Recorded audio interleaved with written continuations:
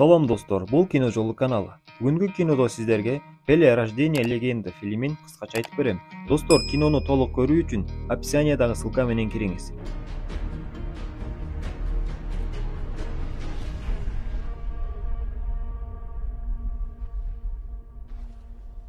Фильм Швейцариядагы репортаждан башталат. 1958 жыл. СССР менен Бразилия курамаларынын беттеш өтөйүн деп жатат. Бразилия курамасында 17 жашар жаңы оюнчу. Пеле аты менен таанымал Эдсон Арантис ду Насименту. Келечектеги жылдыз Пеле чоң стадионго чыкты. 8 жыл мурун Бразилия Бауру шаарчасы. Шаар тургундарын кедейчилик каптап турат. Чоң кишилер менен удаалаш кичинекей балдар дагы кичине акча табуу үчүн тиричилик кылууда. Бош убактыларында алар чогулуп футбол ойнойт. Оюндардын бири баткакка түшүү менен аяктады. Кичинекей Пеле менен анын нинисин таяк күтүп турат. Ата-энеси экөөнү жазалоо үчүн радио угузбай койду.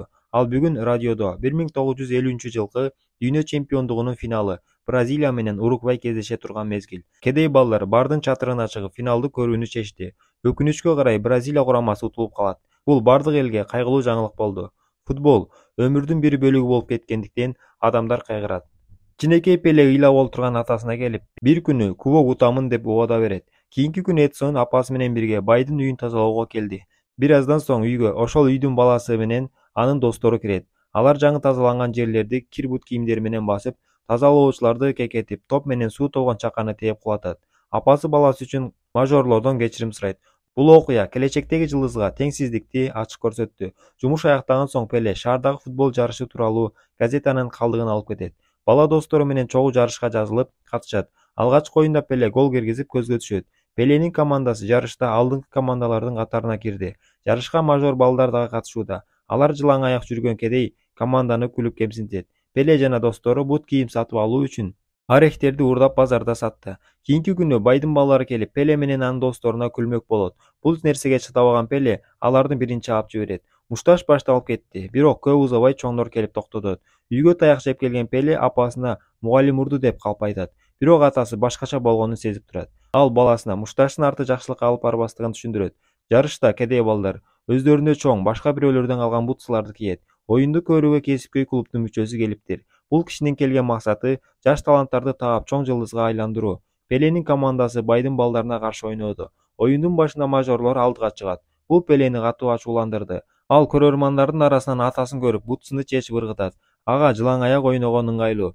Өзүн эркин сезип, көчөдө кандай ойногонун, финттерин көргөзүп, каршылаштарын алдап өтүп, өз өнөрүн көргөзөт. Ошол аркылуу баардыгын таң калтырып гол киргизет.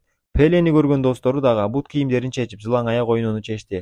Балдар мажорлорду кууп жетти. Бирок акыркы минутада бир гол киргиздирип утулуп калат. Ошого карабастан көрөрмандар Пеле деп кыйкырууда. Пеле деп Эдсонду мажорлор айтат эле. Эми баардык калк кыйкырып жатат. Оюн аяктаган соң жанагы байкоочу адам Пеленин атасына келип өз визиткасын таштайт. Дал ошол кезде бул жерге орехтерин уурдаткан жүк ташуучулар келет. Балдар качып чачырады. Көп узабай Пеле бир бала менен чуңкурга кирип кетет. Кичинеден соң жамгырдын кесепетинен чуңкур жер бүтүлө баштайт. Пеле чыгып үлгүрдү. Анын досу тирүүлөй көмүлүп калат. Жүк ташуучулар келип балага жардамдашмак болду. Бирок баары кеч, анын денесин үйүнө алып барды.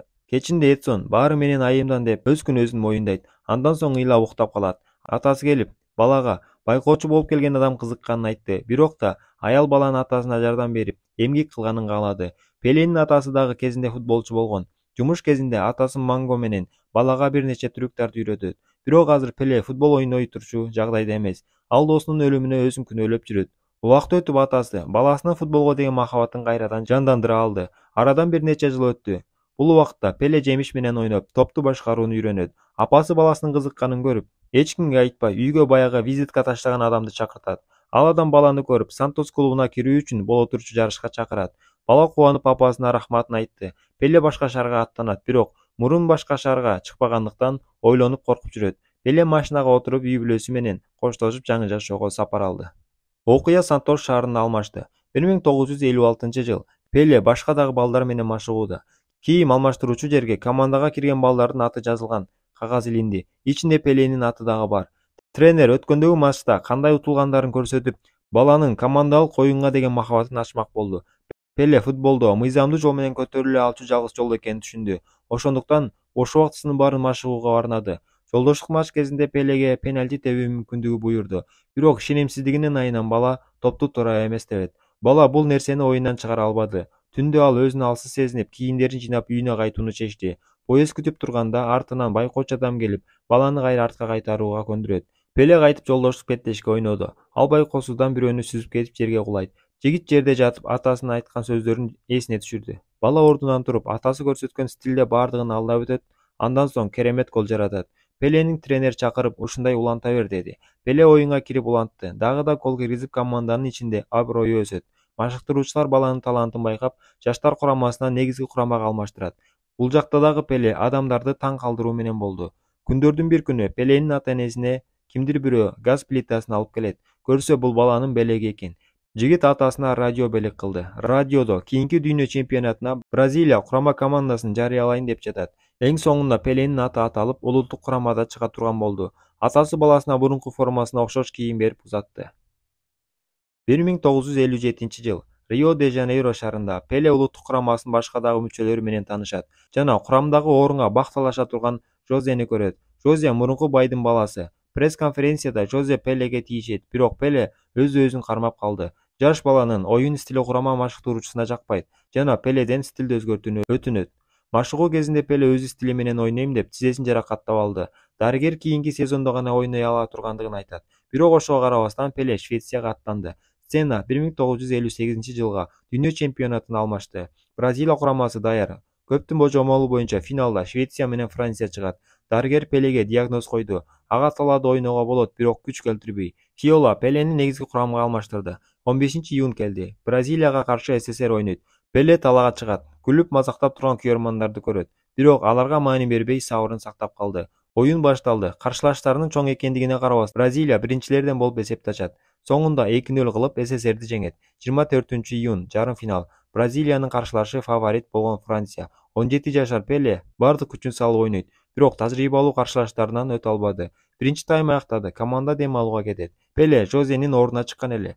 Жигит Жозеге келип алмашкысы келерин айтат. Мажор баш тартты. Жозе Пеленин оюнун мактап, ары карай улай берүүнү өтүндү. Экинчи таймда Пеле тренер айткан тактиканы коюп, өз стили менен ойноону чечет. Ал каршылаштарын алдап өтүп, керемет гол жасайт.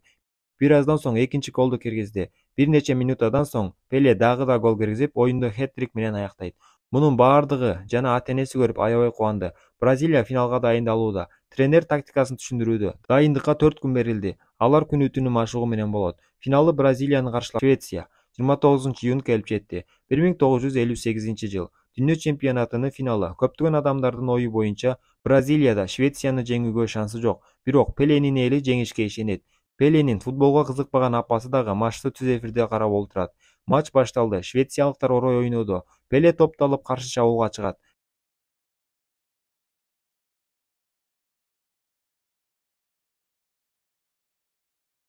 Жана Бразилия гол киргизип эсепти теңейт. Оюн аякташына алер бразилиялыктар убакытты туура пайдаланып дагы бир гол киргизди. Кийинки чабуулдагы ийгиликтүү болуп эсеп 3-1 болду. Аягында эсеп 5-2 болуп Бразилия жеңишке жетет. Бразилиялык курама дүйнө чемпиону аталды. Командалаштары Пелени көтөрдү. Бразилия эли жеңишти майрамдоодо. 17 жашар Пеле азыркы күнгө чейин эң жаш дүйнө чемпиону. 1962-70 жылдары анын командасы дагы да кубок жеңип алды. Пеле 3 жолу дүйнө чемпиону болгон жалгыз оюнчу. Бардык карьерасында Пеле 1283 гол киргизди. Бул жагынан дагы аны ушул күнгө чейин эч ким басып өтө албады. Өкүнүчкө карай 2022-жылдын 29-декабрында 82 жаш курагында дүйнөдөн кайтты. Достор, ушуну менен кинобуз аяктады. Эгер видеобуз сизге жакса, лайк басып комментарий жазыңыз. Кийинки видеолорду өткөрүп албоо үчүн каналга жазылып, коңуроочону басканды унутпаңыз.